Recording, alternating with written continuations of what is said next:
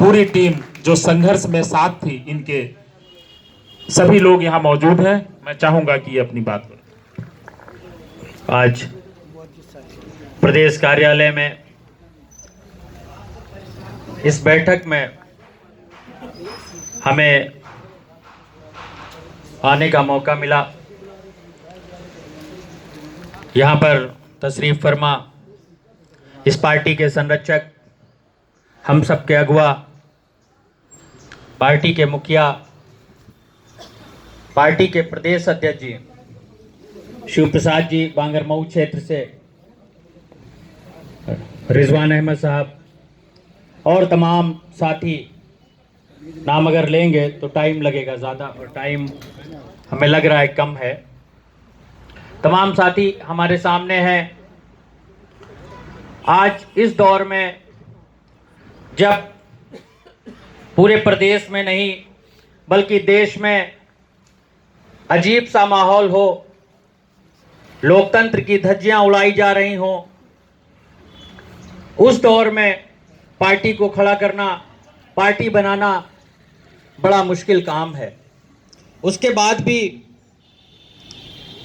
राष्ट्रीय अध्यक्ष जी और पार्टी के संरक्षक जी ने इस दौर में पार्टी बनाकर एक इतना बड़ा काम किया है जिसको शायद जुबान से बता पाना, कह पाना हमारे बस की बात नहीं है।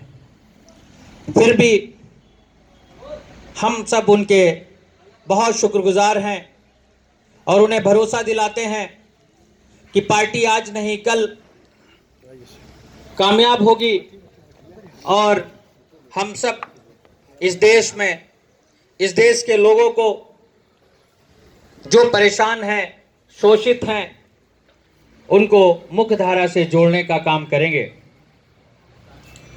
आज के हालात जिस तरह हैं, मैं परसों जब न्यूज़ देख रहा था रात, तो मुझे लगा कि इस किसान आंदोलन को एक आध घंटे के अंदर ख़त्म कर दिया जाएगा, मगर हमने देखा उस नेता को रोते हुए, वाकई में जिनके वालिद के एक आवाज़ पे लाखों लोग खड़े हो जाते थे और सरकारें हिल जाया करती थी। जब उन्हें रोता हुआ देख रहा था तो अजीब सा लग रहा था, दिल कर रहा था किसी तरह मैं भी दिल्ली पहुंच जाऊं, मगर ऐसा नहीं हो सकता था। मगर हमारे देखते ही देखते वहां पर हजारों लोग पहुंचे और उस आंदोलन को बचा लिया और सरकार ने जो पुलिस बढ़ाई थी वहां, वो वापस बुला ली।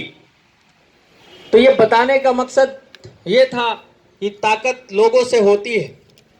जब वहां लोग कम थे तो सरकार की तानाशाही बढ़ने लगी थी और जब लोग बढ़े तो सरकार को पीछे हटना पड़ा, पुलिस को वापस बुलाना पड़ा। अगर हम भी इसी तरह संगठित हो जाएं और अपने संगठन को मजबूती से आगे बढ़ाएं तो 2022 में हम लोग ज़रूर कामयाब होंगे और सरकार में भागीदार होंगे। अभी हमने 2019 में उन्नाव लोकसभा सीट से लोकसभा चुनाव लड़ा था। 9 लोग चुनाव लड़ रहे थे। 9 लोगों में हमारा चौथा स्थान रहा। 3 बड़े दलों को छोड़ के मैं चौथी पोजीशन लेके आया। उसके बाद उन्नाव में बांगरमऊ सीट पर बाई इलेक्शन हुआ, उपचुनाव हुआ। उस चुनाव में भी हम लोग भागीदार हुए। हमने चुनाव लड़ा, 10 लोग चुनाव लड़ रहे थे। असफलता तो ज़रूर मिली, हम लोग नई पार्टी अभी लेके गए हैं, मगर 5वां स्थान हम लोगों ने प्राप्त किया। इस तरह हमें लगता है कि आने वाला जो टाइम है वो बेहतर होगा, क्योंकि इन सब से मोह भंग हो चुका है। जो पार्टियां हैं, इन लोगों ने अपनी तिजोरियों में इतना ज़्यादा पैसा रख लिया है कि कोई बोलने को तैयार नहीं है। बड़े भाई ताहिर सिद्दीकी साहब हमारे सामने बैठे हैं। हम जिस कम्युनिटी से बिलोंग करते हैं वो मुसलमान हैं।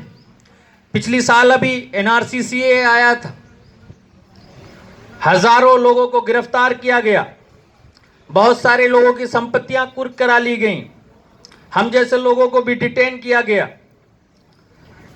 महीनों प्रदर्शन चलते रहे, मगर रिजल्ट क्या हुआ? ये सरकार पीछे नहीं हटी। मगर ऐसा नहीं है कि हमेशा पीछे नहीं हटेगी। इनसे पहले भी बहुत सारे लोग आए हैं और चले गए इस दुनिया को छोड़ के, इस सरकार को छोड़ के। ये भी चले जाएंगे। ये कुर्सी जो मिली है इन्हें, वो परमानेंट नहीं है। ये भी किराएदार हैं, जाती मकान नहीं है इनका, इनको भी जाना पड़ेगा। मगर हमें ज़रूरत है कि हम संगठित हों, हम साथ खड़े हों। युवाओं की ज़रूरत है। युवा अगर आगे आ जाए, युवाओं के साथ ज़माना बदलता है। अगर हम आगे आ जाए तो ये सरकारें बदलेंगी। नाउम्मीदी कुफ्र है। हम नाउम्मीद नहीं हो सकते, मगर हमें लड़ना पड़ेगा, क्योंकि जो इन्होंने जहर घोला है, इस जहर से हमें बचना है। आज लोगों का माइंडसेट हो गया है कि बीजेपी को वोट क्यों करना है। कोई जीडीपी पे बात नहीं करना चाहता, कोई रोड पे बात नहीं करना चाहता, कोई एजुकेशन पे बात नहीं करना चाहता, कोई रोजगार पे बात नहीं करना चाहता। बात होती है तो मंदिर कहाँ बनेगा, मस्जिद कैसे टूटेगी। बस वो इस बात में खुश हैं कि मुसलमान बाहर हो जाए। मगर हम अपने नौजवान साथियों से और जो भी लोग बैठे हैं इस डाइस के माध्यम से कहना चाहते हैं, मुसलमान 30-35 करोड़ है। आप बताओ सही, कहाँ जा सकता है? कहीं नहीं जा सकता। हमारी बहन ने अभी पहले कहा, जब मोहम्मद अली जिन्ना चीख कर कह रहे थे, ऐलान कर रहे थे कि आओ साथियों हमारे साथ आ जाओ, हमने आपके लिए पाकिस्तान लिया है, तो यहाँ के मुसलमानों ने ये कहा कि नहीं, हमें पाकिस्तान पसंद नहीं है, हम हिंदुस्तान के रहने वाले लोग हैं, हमारे बुजुर्गों की कब्रें यहाँ हैं, हम इनको छोड़कर नहीं जा सकते। हमारे बुजुर्गों ने लाल किला यहाँ बनाया है, हम इसे छोड़कर नहीं जा सकते। हमारी यहाँ मस्जिदें हैं, हम इन्हें छोड़कर नहीं जा सकते। तब हम नहीं गए तो आज हम कहाँ जा सकते हैं? और दूसरा, हमें लेगा भी क्यों? तो ये बीजेपी की अफवाहें हैं। लोगों को समझाइए कि ये अफवाह है, ये जिंदगी में नहीं हो सकता। जो काम हो नहीं सकता उसके पीछे नहीं पड़ना चाहिए। हमें पीछे पड़ना चाहिए कि हमें रोजगार कैसे मिले, हमें एजुकेशन कैसे मिले। अगर इस पे बात होगी तो बीजेपी की हवा निकल जाएगी। और अगर हम यूं ही सिर्फ हिंदू मुस्लिम करते रहे तो यकीन जानो आने वाला टाइम आपके लिए बहुत खतरनाक होगा, बल्कि इस देश के लिए खतरनाक होगा। आप तमाम साथियों का बहुत शुक्रिया। मैं अपनी बात खत्म करता हूँ। आप थे उमर खान साहब, जो नागरिक एकता